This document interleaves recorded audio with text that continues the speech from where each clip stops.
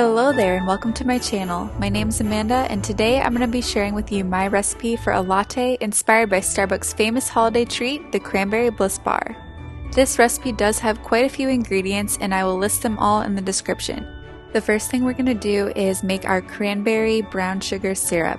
So start by washing your cranberries, and then we're going to bring 1 cup of water and 1 cup of brown sugar to a soft simmer and add 2 cups of fresh cranberries. We're going to barely simmer this syrup because we don't want our cranberries to become gelatinous as they tend to do. So we're going to keep this at a very low simmer and simmer for a long time, about 25 to even 30 minutes. While your cranberry syrup is simmering, we're going to make our garnish. So go ahead and take a small handful of dried cranberries and chop them up as small as you can. Then we're going to lightly dust them with a pinch of sugar to kind of make a candied cranberry topping. As the cranberry sits with the sugar, it's actually going to soften it up a little bit too and make it a really nice candied topping. Next, we're going to zest an orange and add the orange zest to your sugared cranberry topping.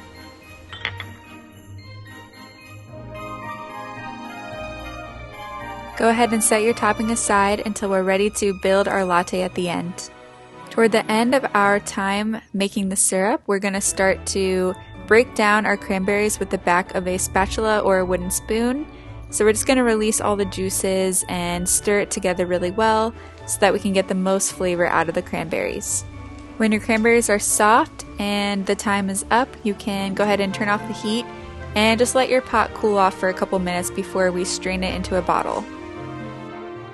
I definitely recommend using a funnel if you have one and a fine mesh strainer, and you're just going to pour your cranberry syrup through the strainer slowly. This can be pretty messy, so just be careful.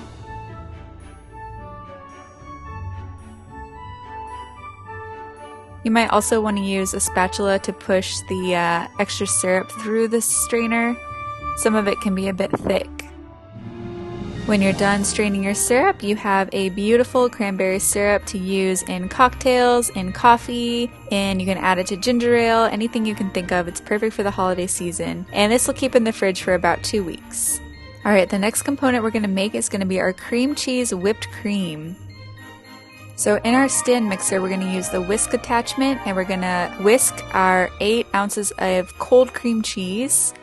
And we're just going to try to work all of the lumps out and get it as smooth as possible. This might take a couple minutes and a lot of scraping down of the bowl.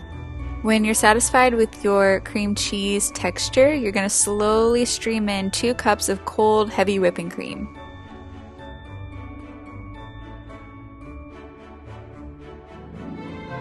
Whisk it together on medium-high until soft peaks form. Just be careful not to over-whisk it because you'll make butter. When you're happy with the texture and volume of your whipped cream, we're going to stir in 1 cup of powdered sugar and 1 teaspoon of vanilla. Again, just be careful not to over mix it. It might be best just to turn it off and use your spatula to work the sugar and the vanilla extract in by hand. I decided to also add some orange zest into my whipped cream just to give it some brightness, even though we already have orange zest in the topping. It definitely added some good flavor to the cream cheese whipped cream.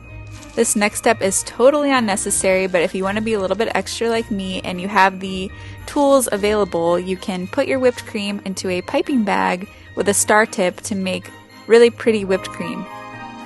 After that, just go ahead and store your whipped cream in the fridge until we're ready to use it. Alright, now it's time to build our latte with all of our ingredients. So whatever brewing method you have, I have an espresso machine, so I'm going to pull a shot of espresso. If you don't have an espresso machine, you could do brewed coffee or you can use a mocha pot, whatever works for you. Before I pull my shots, I'm going to get my mug ready, and I'm actually going to add about a tablespoon of sweetened condensed milk.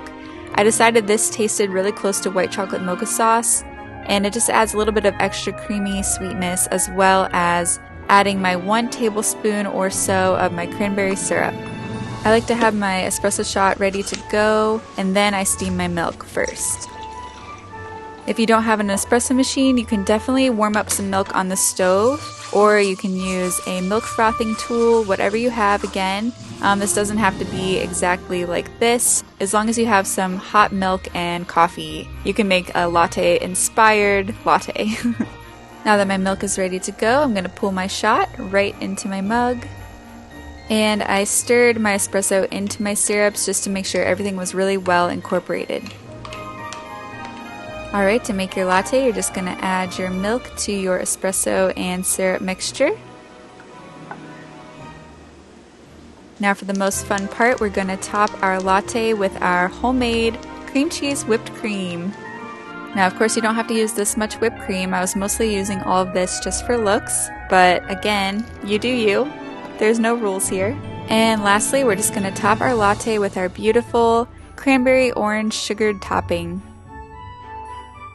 And there you have it. This is my Starbucks Cranberry Bliss Bar inspired latte. It turned out really well. I definitely enjoyed the toppings. I think it all paired really well with the espresso. I also think all of these ingredients would go really well as a white hot chocolate or a steamer and just leave the coffee out altogether. I hope you guys enjoyed today's video. Let me know in the comments down below if this is a drink that you'd be willing to try at home. I think it's so much fun to try to create new recipes for things. But yeah, thank you guys for watching, and I'll see you in the next video. Happy holidays!